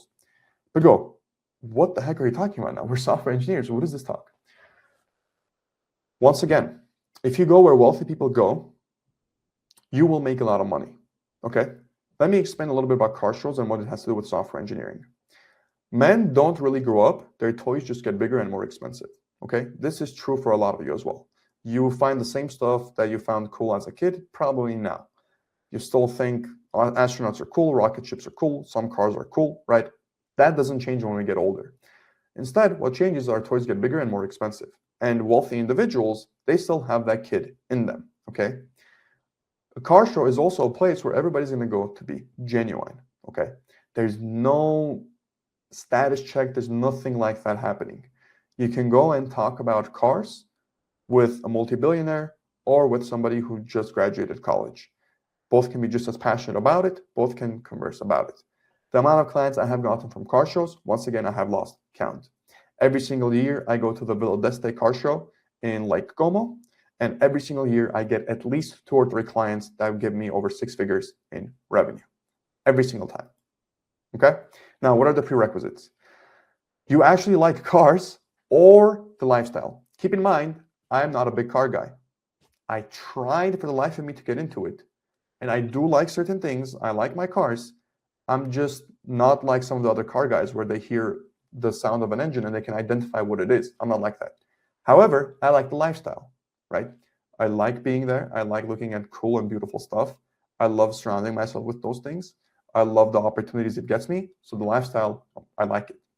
And I've noticed that people can read fake energy very quickly. So if you don't like the lifestyle and you don't like cars, and this is just, you're going to hate yourself every time you go to these things, don't do it. You're just going to hurt yourself. But if you genuinely like the lifestyle, and maybe you actually like cars, you want to get into it, make that part of your life and actually use it to its full advantage. Once again, these are all resources. We're going to be resourceful enough to use them. Check your local event calendar. There's a lot of like Cars and Coffee, PCA meets, local expos, some of the bigger ones in the world, right? Villa d'Este in Lake Como, for example, for the car shows that happen there in May. Once again, very good hypercars, billionaires go there, and all you really need is just one client in those specific situations. There's almost zero there's mostly zero cost associated with these events. You just show up and be a real person. Okay. Method number 9, trade shows and industry events. Once again, what's the goal behind this? We want to be where our clients gather consistently. Let's say we have a full year, right? We go to a trade expo in month 1, we go to a car show, right? We go to chamber event, car show, and we move this forward throughout the year. All of a sudden, throughout that year, we've now went from complete stranger to being a regular to becoming a trusted person at each of the specific places. Oftentimes, you're going to see, relatively speaking, the same crowd, right? And you're going to slowly build trust. And over time, that trust is going to directly translate into dollars. Now, what are the prereqs for trade shows? Know which trade actually shows, which trade shows serve your ideal client's industry. And you want to have business cards, right? Once again, what you do on an outcome based and contact information. And you want to have a calendar of mapping out all these events such that you can consistently show up to them to build trust with the people. It's going to be anywhere from free entry to about $500 per event that I've seen the most expensive being. And in my opinion, it's almost been worth it if, once again, it fits into your lifestyle. Method number 10, golf courses. Once again, completely out of the left field. What the hell does this have to do with software engineering? You have 4 hours there. There's no screens. You're building real relationships with extremely wealthy individuals. Once a month of you dedicating 4 hours going to a country club and playing golf with individuals there, over the course of a year, that's 48 hours invested into this. That 48 hours will get you well over $100,000 if done properly. And I can guarantee that. And once again, you don't need to play golf to be able to network there. You don't need to be extremely good at the sport. I myself suck at it, but I'm still able to make money from it. Now, what are the prereqs? Obviously, access, right? You need membership at a golf club or access to public courses with a business crowd. You don't need to be good, but you need to be willing to at least learn because that's part of the bonding experience. And you're going to need to have a 4 to 5 hour commitment per round. This is a very slow burn, high trust method for you to acquire clients. Now, my recommendation, charity golf tournaments. This is the easiest entry point. Everybody's there. Everybody's in a very good mood. You have very big hitters there. I've seen a couple billionaires going to these charity events, and they're in a very giving mood. And even just a casual conversation about a specific problem there can turn into a multi-million-dollar deal. Okay, I'm not exaggerating that. Once again, all these methods are working in conjunction. You're not going out of your way to go to these things. You're incorporating them into your life. This is a lifestyle change. Okay? Excuse me. Method number 1. This is probably one of my favorite methods. Okay? Premium gyms and fitness centers. You want to go where your ICP is. Once again, I made the switch from 24-hour fitness here in LA to an Equinox location. And keep in mind, I'm not crazy enough to pay like $300 a month just so I can go and lift different weights at a different gym. Okay? That's not the reason why I'm doing it. I'm paying the $300 a month to be able to go to places where the average person there has enough disposable income to not only pay an Equinox membership, but also to be able to drive a supercar, to be able to own potentially a business, to be able to pay me money for whatever service that I'm offering. Okay? Usually with places like these, most of the population is going to be either tech professionals, lawyers, engineers, doctors, or business owners. The more you go to the gym, the more you interact with people, the more times you show up, you're going to build trust with them. And once again, all you really need in a year is one person from a location to be able to actually just pay you money. Just the other day, there was the car leasing company, car dealership company that saw me, and we're going to do an audit for them tomorrow on a Monday. Even though they're not particularly in my niche, I saw the opportunity. I know we can help them. I know they're doing really, really well. We're going to get a lot of money from it. So I'm going to go and actually go ahead and take that on myself. Once again, that strictly came from me having an Equinox membership and meeting that person there and striking up a conversation. Understand, these are all just the same exact habits that you already do. If you go to the gym, spend the premium and go to a better gym. It is going to be worth it, especially if you are resourceful enough to actually, make use of it. And the way you're going to approach people, once again, it's not like you're going into the gym initially and you start hunting for people. No, you go to the gym once, you talk to people, right? You go to the second day, third day, fourth day, fifth day, and you meet them in a sauna, make a conversation. It's going to come eventually. What do you do? I do this. Perfect. A course over a week, over a month, relationship builds, and you go from there. Okay? What are the prereqs? Obviously, there needs to be gyms near you, right? Equinox, Lifetime, or any comparable premium gym. And I want you to go at multiple times to find out what the best time for you is. Here in LA, for example, most of the 9-to-5 workers go in the mornings, very early mornings. Very few people go around 11 a.m. to 1 p.m. That's when I usually would go. And a lot of the other business folks go in the evening time. So you want to have the patience to actually go see what time is the best to go, put it into your schedule, make it a part of your lifestyle, and understand the relationships build over weeks of seeing the same faces. So don't pitch in week 1. Understand these methods. It's not like you're only doing one. Imagine you're doing all of these methods all at the same time, and you're compounding them over time. Weeks are passing, months are passing, you're building more and more relationship with these individuals, and now you've tailored your entire lifestyle around this exact client acquisition method, okay? This is what we're doing. Method number 2, local conferences. And I'm not talking about SXSW, that's way too big. I'm talking about speaking local at local conferences. Not national level, but just one particular local conference. You have a local audience, and it's going to be your potential clients. Now, what are the prerequisites for this? I want you to identify local business events, such as chamber events, Rotary events, industry meetups, not particularly tech conferences. And I want you to have a 15 to 20-minute talk in a bare minimum prepared. For example, a lot of the ones I've done is how AI is changing a particular industry, or how AI is going to change the business side of things, right? And you want to pitch yourself. You want to email the organizer and offer to speak for free. Trust me when I say this, most people always need speakers, okay? You guys are fundamentally underestimating just how much of a need there is for technical people, okay? Because most technical people are in a technical bubble. Regular non-technical folks, they're dying for a technical person that understands how to connect the non-technical to the technical. If you can go in there and connect the non-technical to the technical as a speaker, you're going to get so much credibility, and that credibility is going to pay off so much for you. It's not going to be funny. Tom has done this, Sandra has done this. I'll dive into the specific case studies later. Method number 13, hosting your own events outside of the local events, okay? So you're not necessarily attending these events, you're the entire reason that people are going to show up. And you can do events of various sizes. You can do a simple cafe meetup of 5 to 10 people that show up. You can hold a workshop of 20 to 30 people. And once you get big enough, you can do an event series of, let's say, over 50 people, okay? And the host is always going to be authority. Speakers get attention and hosts get trust. How do you go about this? Multiple ways. You can set up an event over Luma, but generally speaking, my favorite way of going about it is educational-based events. I host a lot of maybe cigar days or these type of lounges, even though I don't smoke myself, but I'll get a lounge, I'll hold a cigar night or something like that, or a poker night, and I'll just have people come over, business owners come over, they'll talk, we'll have a good time, and at the same time, we're building relationships with people. I'll make this maybe a monthly thing. I can also make it a little bit more concrete, right? I can make the event be a little specific about a particular topic.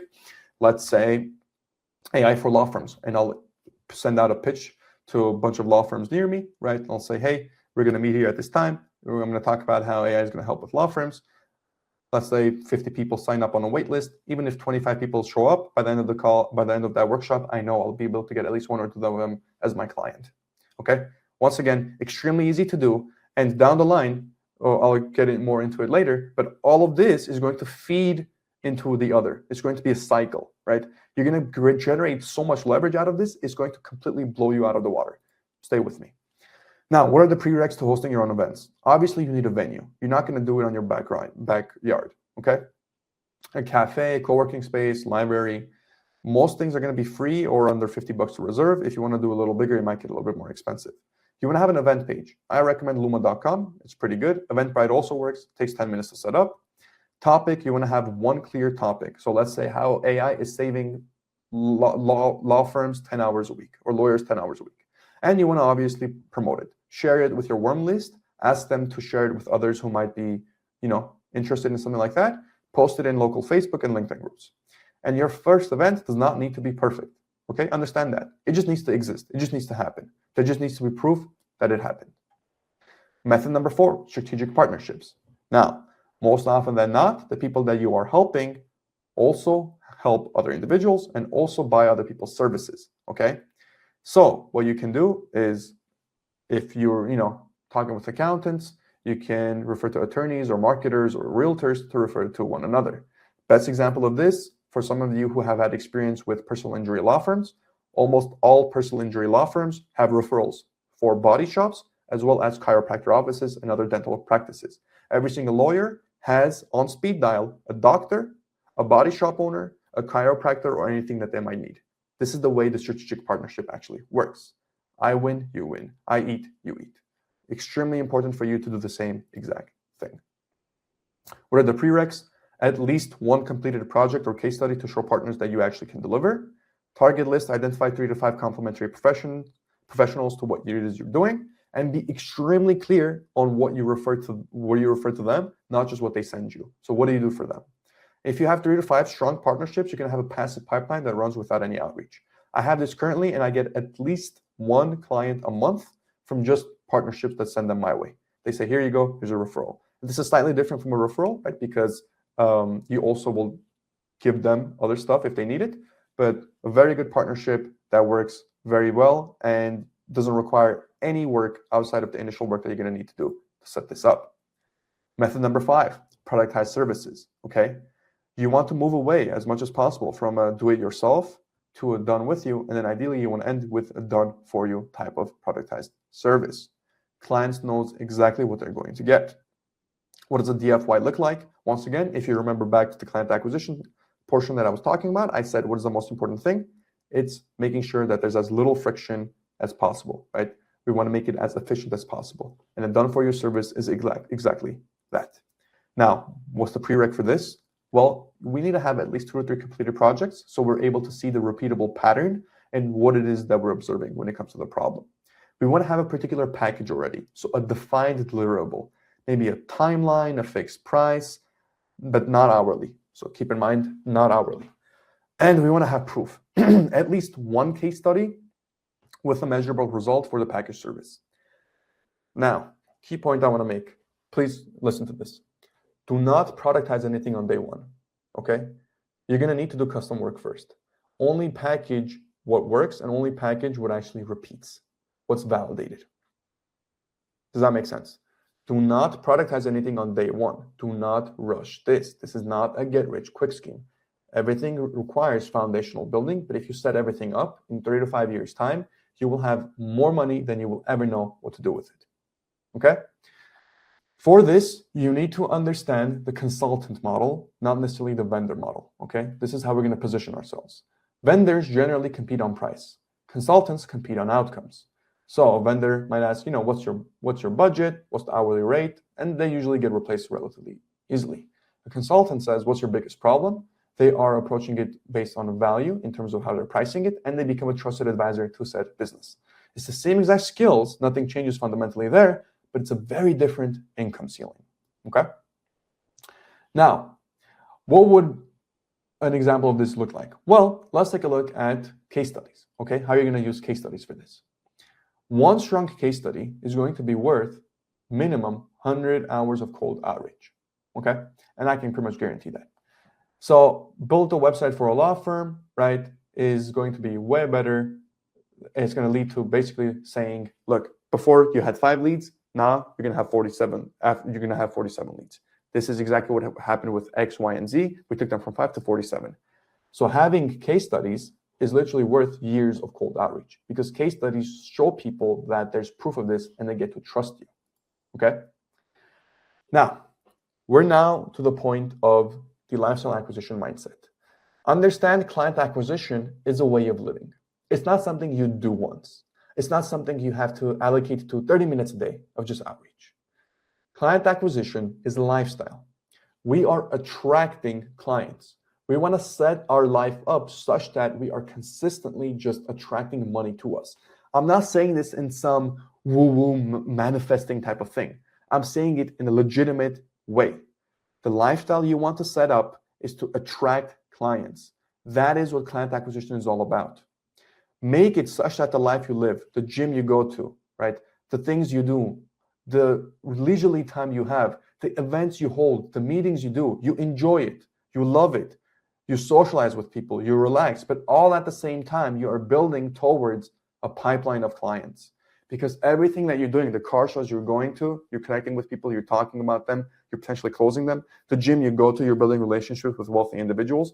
Every single thing that you do, even outside of manual outreach, needs to lead to, guess what? Client acquisition. This is the key here, okay? And I'm going to take this a step further in the upcoming slides so I can explain how to actually go about doing this such that by the end of this workshop, you don't have a single question on how to go about it. But this is what I mean when I say acquisition is a way of living. The way I have set up my life now, the way the Code CEO founders are doing it, every single little thing is calculated, right? We want to have fun. We obviously want leisurely stuff, That's not what I'm saying. I'm not saying sacrifice your entire life. However, the things that you do, change it up. You're going to a gym, go to a better gym. Go to a gym that's going to give you the opportunities to actually connect with like-minded people, or at least connect with people that are going to be able to become your clients. Change your environment, okay? If you're going to go to a car show anyways, go to a different car show. Go to a better car show, or use it. All of this is to say, make the way you live, the lifestyle that you have, essentially becoming a part of acquisition. Acquisition is a way of living. It's not something that you do manually, okay? Dom is a perfect example of this. Had a flight from Dallas to Sydney, met a gentleman who was running private funds. They were sitting first class, started chatting up, and go and behold, literally by the time the plane landed, already closed 7,000 AUD. Okay, perfect example of the lifestyle, right, being an acquisition way of living. This is what I meant. And I want you all watching this to follow this exact framework, the Pick 3 framework, okay? 3 methods, 90 days, and you want to master it, okay? For now, start with one particular thing. For example, for the commonplace ones, maybe you're going to go into cold email, right? For the low-key ones, maybe you're going to start hosting your own workshops. And then for the lifestyle ones, maybe you're going to go to a more premium gym. All I'm asking is, by the end of at least this workshop, have 3 things you're going to change up and actually do that.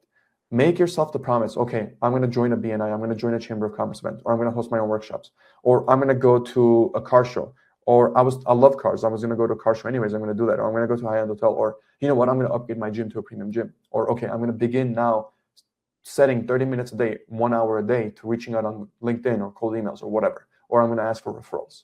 Whatever it is you do, as long as it's not content marketing, by the way, unless you're making 10 to 15K, choose one thing from the common, low-key, and lifestyle, and go ahead and do that. Make it a part of your life. Now, it's also going to be extremely important you actually track all your acquisition KPIs, okay? There's 5 numbers we really want to take a look at when it comes to acquiring clients.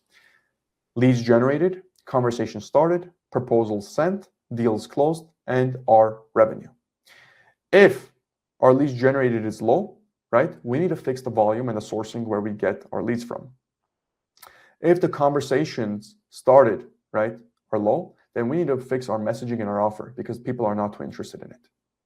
If the proposal is being sent, right, we're realizing that it's low, we need a better discovery qualification, right? And if we realize our deals that we're closing are low, we need better sales skills and objection handling, okay? This is how we understand on a fundamental level, as we put these things down, what we need to change, what lever we have to pull to make the process as efficient as possible, okay? So whenever you do this, have these 5 metrics always in the back of your mind, keeping track of it. Now, I'll be honest with you. The first client is going to be the hardest for you, okay? It's going to require the maximum effort. But client number 10 is most likely going to come to you. It's going to be way easier. You're fighting an uphill battle, right? But once you get to the top of the hill, it's going to be downhill from there, and it's going to be way easier. A lot of you who've already gotten your first client, you've already gotten over the mental block of acquiring a client. You understood now you can do it. So it's become a lot easier for you to get the next one. Those of you who have yet to get a client, it's going to be difficult for you, but understand client number 1 is going to be the max effort one. Afterwards, it's going to get way, way easier, okay? So once again, 15 methods, no excuses. You now understand the common methods, the low-key tier ones, the lifestyle ones, advanced tiers. So just understand, pick 3, start from there, and then you can move on, okay? Now, everything you've learned so far leads to one particular place, and it leads to you becoming local celebrity in your own city. And this is what I was talking about that nobody is talking about online. Nobody's sharing this. This is something that I discovered very early on. And this is something that I think is going to shape how client acquisition is done in the near future. And we are extremely ahead of our time for even recognizing this. So let me explain what it's about. First and foremost, online is getting noisier than ever. You have AI making a lot more content. You have everybody and their mother now starting a personal brand. So online competition is getting noisier. But what's happening is on a local level, everything is becoming more and more rare. And there's a window right now. And this window is open, but it is not going to remain open forever. The window is that of becoming a local AI advisor. Now, I'm using AI here, but I don't want you to think I'm talking about an AI agency or an N10 automation or some make.com thing. That's not what I mean when I say AI. When I say an AI advisor, I more specifically mean a software engineer who's able to connect the non-technical to the technical through the use of AI. Now, whether you're going to use that as fulfillment to help you do that, or whether you're going to use that as a primary thing you're going to be offering, that's completely up to you. AI needs to be part of your workflow. This is my entire thing. And you're going to become an advisor for the businesses. Okay? You're going to have very little competition. And let me explain why local businesses are your ideal clients down the line, as well as your first ones. Most of the time, they're not going to have an IT team. They're going to need outside help. And they're going to trust people that are local to them. They prefer somebody nearby as opposed to somebody overseas. One person is most likely going to decide. There's no committees. There's no C-suite execs. You're not going to have to go back and forth. They're going to have a budget ready. Anything pretty much close to 15,000 is going to be reasonable for them. And most often than not, they're going to be desperate for AI because they know they're behind. This is going to change from city to city. If you're from like very particular cities in the US, this might not be the case. But otherwise, this is the model. Now I know. The first thing you're asking yourself, okay, Bago, I'm not in the US. Will this still work for me? Now, I'm still going to keep it real with you. Location is very important. Depends what type of country you're in, right? This might not work too well. However, if you're in any first and second world country, this will 100% work, okay? Even if you are from a third world country, this can still work if you play it off correctly. Now, will you become a billionaire from this? Maybe not if you're from a third world country. However, would you be able to make a lot more money and be in a way better position than you currently are? Yes, 100%, okay? Let's move on to the next slide. So understand one particular thing about this is that mass adoption of technology is inevitable. Your job is to be the guide. What's happening is right now, the most resistant subsection are the boomers, because obviously they're boomers. A lot of the time they've lived, they've seen tech, and they haven't gotten too used to it. Like my grandma can't use a smartphone, right? But the time is going to come when the next generation, who's a lot more tech savvy, is going to begin replacing the boomers. And right now, what needs to be happening is we're going to have people connecting the two together. You have even non-technical founders that are starting to use tools such as AI to begin building, and you have more and more people more willing to adapt to the new technology. Never in my life before had I seen more non-technical people be as involved with technical stuff. I've seen so many non-technical founders trying their hand at Replit, trying their hand at Cloud Code and things like that, just to see what AI is capable of. Never before did I actually see anything like that, okay? So we're seeing a shift. We're seeing a shift towards more mass adaptation, and there's nothing you can do about it. It's inevitable. It's going to happen. So your job is going to be to guide it properly. Whether we want it or not, the world is going there, okay? You might have seen this before. Each dot is 3.2 million people, 8.1 billion people on the planet. All of you watching this are most likely in this red category here, part of the 0.04% of the population who uses AI to actually build stuff. Most people you've spoken with are maybe in this orange category, pays $20 per month for AI. That's 0.3% of the population. 16% of the world uses AI as a kind of free user, so 1.3 billion people. And 84% of the population has still not used AI yet. 6.8 billion people, okay? This is your advantage that I'm talking about. This is why the local celebrity model is going to work so well. Your local market, now you might ask, but Bago, there's so many like gurus and agency people already on YouTube and social media. Guess what? Locally, there's very high chance that they have not heard of them, okay? The competition that you're worried about just doesn't exist on a local scene, okay? So this is the 98% opportunity. Small businesses have no dedicated AI consultants. 86% of business owners don't even know what AI can do for them. That AI guide in your city can be you. Let me explain what I mean when I say an AI consultant, because I know this gets thrown out there a lot.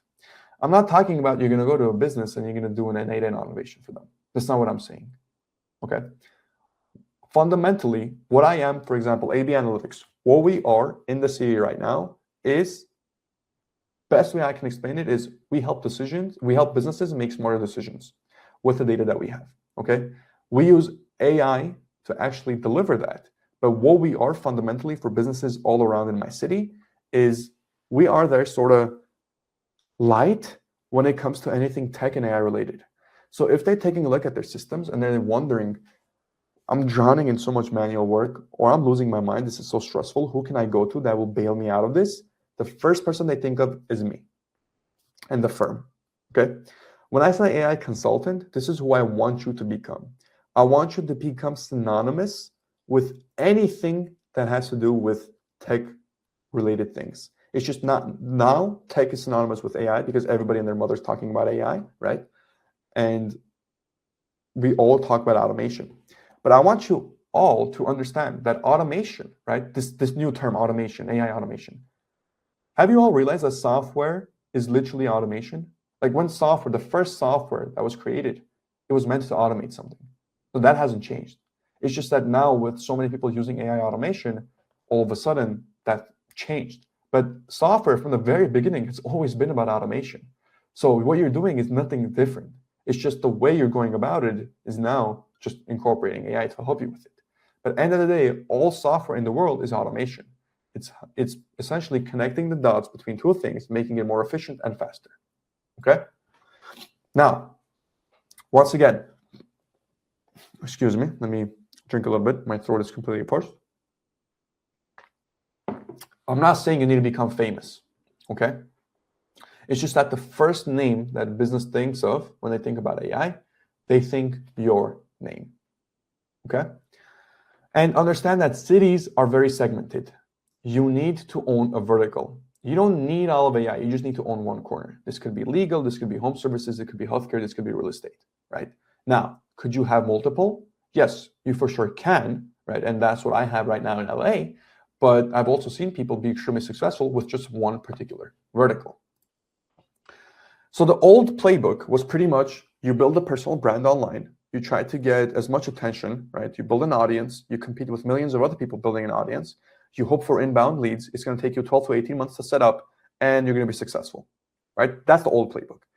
The new playbook, as counterintuitive as it might seem, is you own this locally. You build your presence locally. There's no competition to you. You walk into the rooms yourself, you build the trust, you get the client, and based on everything that you're doing, guess what? You can still do the old playbook. You can still build a personal brand. How does that work? Well, let's see. Imagine all the chamber events that you're going to go to, the BNI stuff you're going to go to. You're going to host your own AI workshops. You're going to become an ambassador for a particular thing, right? You're going to be able to co-work with people. All of the stuff that you're going to be doing, you can always take content of that. You can always document that. And you can turn that directly into content later on and build your personal brand after the fact if you want to, okay? So you want to start small. Your first workshop can be a cafe and a Luma page, right? People show up, that's all you need. From there, you want to build yourself up as a local celebrity. And every single time you host a workshop, remember, all you really need to do is 70% of it, just talk about, give value to people, 20% of it, talk about the proof, 10% offer. You have 30 people that show up, you get 8 consultations, 3 clients from there. More money than anywhere else you were going to get anyways. And remember, always follow up with people, regardless if it's online or in person, right? And this is the other thing I want to talk about, why this is the best timing for you to do this. Cloud Code recently, Anthropic, right, recently released the Cloud Ambassador program. You had Cursor already there with Cursor Ambassador, and you also had Mistral Ambassador. Anthropic right now is sort of the champion of the people in the United States. Some of you guys might have heard of it. They had a little run-in with the Department of Defense. They sort of took the people side of things, so the people are very excited about them and they like them. They're on a good relationship with the people. What ends up happening is when you become an ambassador for any of these AI tools, you are able to host events and you instantly become the biggest representative in AI in your city. When you are the representative that has credibility attached to their name, right, you will have every single person after you, running after you. And this is seen in real time within Code2CEO. We had Dom, one of our founders. He was one of 60 ambassadors in the entire world for the Sydney location in Australia. He was able to host local AI meetups. He was able to get resources and support from Anthropic, and he was building a local community in Sydney. And he was able to get so many actual clients from that, and so many people hitting him up because he now became the go-to recognized person for this thing entirely, okay? So the way it works is basically you build relationship with everybody that you know. The chamber president, the coach, the attorney, the accountant, the realtor, the journalist, right? These people know everybody in your city. You use them to get other people, and you become the celebrity. This is going to compound. After 2 to 3 years, the pipeline is going to run without you. First year might be a little difficult, might be a grind. People are going to get to know you. This is exactly what happened with me. Year 2, you're going to have a bigger social circle. People are going to trust you more. Year 3, pipeline is going to run without you. You're not going to need to do anything. Everybody already knows of you. Everybody's heard of you. On top of that, you have the money coming in that you can use to funnel personal brand online. So you can now grow from a local to, of course, a regional, country, and then a global scale. So whereas people used to start from a content site, now you're starting in your city, locally. You're going into the region, into the country, and then the global. Okay? And I know we have about 15 minutes left, so I'm going to try to go through this as quickly as possible. Timelines 2 or 3 years. You got to give itself time. This is not a get-rich-quick scheme, but I promise you guys, if you follow this within 2 or 3 years, upwards of 5 years' time, you will be financially free, guaranteed. You will have so much money, you will not know what to do with it. This is the exact strategy that I followed. I stumbled upon it. Nobody taught me this. I'm telling you to do this. And frankly, like I said, I don't need to worry about any competition because a lot of you guys aren't even located in my city. And frankly, if you are located in LA, LA is so big that I'm not going to have to worry about it anyways.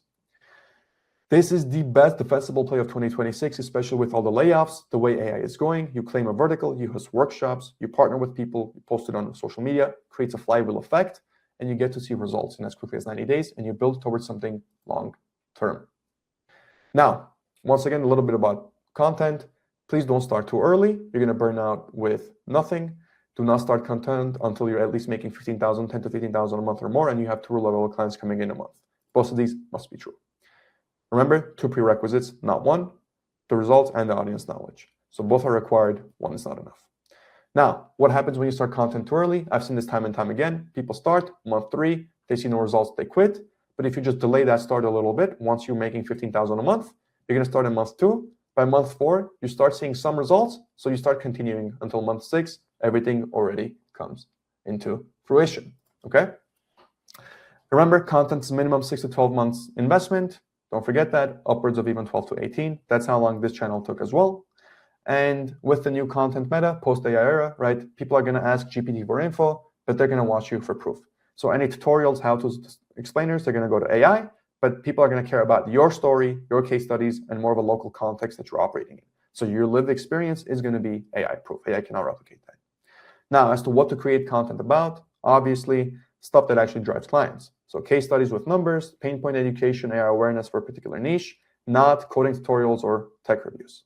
Does this make potential clients trust me more? Ask that question always. Perfect. Now, for YouTube, right, in terms of platform strategy, you're going to pick one platform, spend minimum 6 months on it, and then expand. Look at me. I have YouTube. I'm not spending any time on Instagram or any of that stuff, right? I'm focusing on YouTube. I'm going to master that one particularly and then move on to the other ones when the time comes. And remember, the content plus local presence flywheel. Events become content. Content drives events. This is how you get bigger and bigger and bigger and become too big to fail. Workshop, you record those, post them online. You get a new audience. New audience attends the events. Keeps going on. Okay? So content multiplies an existing business. Remember that. Remember all of the things you need. And the biggest misread in the developer world is that AI is not going to replace developers. Okay, it will never replace developers who understand business. It will replace the coders who only code, who charge commodity rates, and who compete with platforms. But it's never going to replace the business translators, right? People who are after outcomes and people who have local authority. So what you need to do is become exactly that as well, the AI business translator. Okay. You're going to be able to connect the non-technical to the technical. I talked about this a little bit. And there's a bunch of different services you can get into if you want to get into it. Chatbots, appointment reminders, lead qualification, quote generation. But these are a little too kind of staple. Everything's going to require a little bit more personalized finesse to it. And most AI services in the market are no code, so you can beat them. Most people go after Zapier, Make.com, and N8N automations, ChatGPT API stuff, voice flow stuff. You can beat all of them because you know how to code and you can make stuff personalized. And you need to remember that you need to price everything by value. So for every $1 you charge, $5 to $10 of client value is going to be generated. So you can have a 3K setup that's going to generate $30,000 for somebody. Price by value, not by hour. Example of this is with my own firm, right? With everything we've done, we've priced by value, and we've generated stuff for all kinds of businesses, bakeries, right, roofing companies. You can check them out if you want, and understand the window is open, but it's not open forever. My personal opinion, I believe in about 3 years time frame, major firms will realize what is happening and they'll actually get into this. So for now, there's almost no local AI consultants, no software engineer on the local level that's operating like this. So you need to start now, and in 3 years, when the big guys come, you'll have at least established yourself enough to be able to compete on the same level as them, okay? The timing has never been better. Remember, start local, have the ROI services, build everything, build a lifestyle around client acquisition, do all of that, and you are guaranteed to succeed as long as you do not give up, and give yourself 3 years to make this happen. So in order how to go about it, if I were to split this up into 90 days, 3 months, I would focus on one particular thing at a time. First, I would build my warm contact list, nothing else in week 1, right? Do the LinkedIn audit, phone contact audit, memory exercise, create a spreadsheet. I would re-engage 10 to 15 minimum tier 1 contacts in week 2. I would have the conversations with them, right? Week 3, I would make the ask. So either them themselves or refer to me somebody who might need help with this. And then I would move on to tier 2. So I would draft my positioning. I help X solve Y using Z. And then I would be a little bit more specific about what it is that I'm doing, right? I'm not just a web dev. I'm not just a law firm dev. I'm actually an AI intake for injury firms. I do AI intake for injury firms, okay? Then I would map my local events landscape, find my local Chamber of Commerce events, reach BNI chapters, check Luma for local business events, identify 3 events to attend this month. And I would maybe pitch to actually speak at some of these events to position myself as the authority. I would plan workshops as well on week 3, so on my own. I would choose a topic, find the venue, set a date, create a simple landing page, and promote to my network. When week 4 comes along, I'm already going to have a little bit of a digital presence that's going to support this stuff, right? So Calendly booking page, maybe a simple website, maybe LinkedIn. I'll update my headline and my banner. And I'll hold my first workshop month 3, week 1, right? I'm going to arrive early, set up, have my cameras ready, deliver the 70-20-10, collect contact info, potentially close a few people. By the time week 2 comes around, I'm going to follow up and close even more people. Week 3 comes along, I'll have already closed my first client, right? I'll have maybe my first sales call during this time too. And by the time that is done, I will have my first client and I'm ready to actually deliver and fulfill for them. And I need to over-communicate. I need to deliver ahead of schedule. I need to document everything. I need to ask for a referral, and I would ask for a testimonial. And that's my 90-day step plan into getting a client. Understand, if you do all of this, you will get there way faster. And if you just continue with this, you will be able to get to where you want to get to. I'm telling you right now, there's no better opportunity than this currently out there in the market. Now, common mistakes, please, the biggest one is going to be split focus. You're going to try all methods at once. Don't do that. Shiny object syndrome. Stick with one and continue with it. Remember the 3-pick framework. Website before people, no. Content before proof, no. Automation before trust, no. People first, proof first, trust first. Always follow up. And you need to ask for referrals, okay? Fix one thing at a time.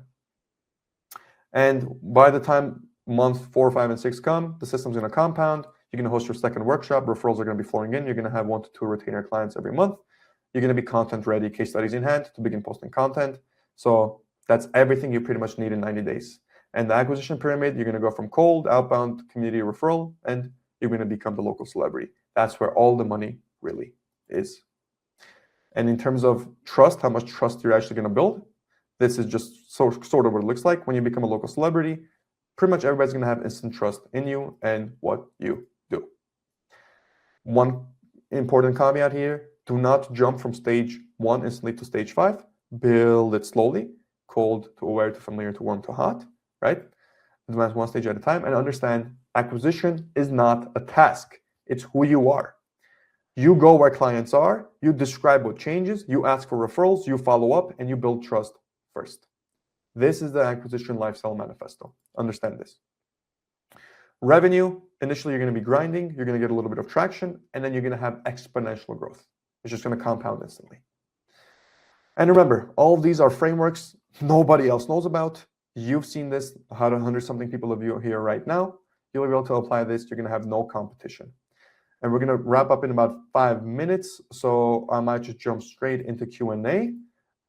but we covered everything today. I'll send the slides as well as the recording of this to everybody that showed up as well. So the 3 actions I already talked about: build your warm list, send the engagements, and then visit the chamber or the BNI.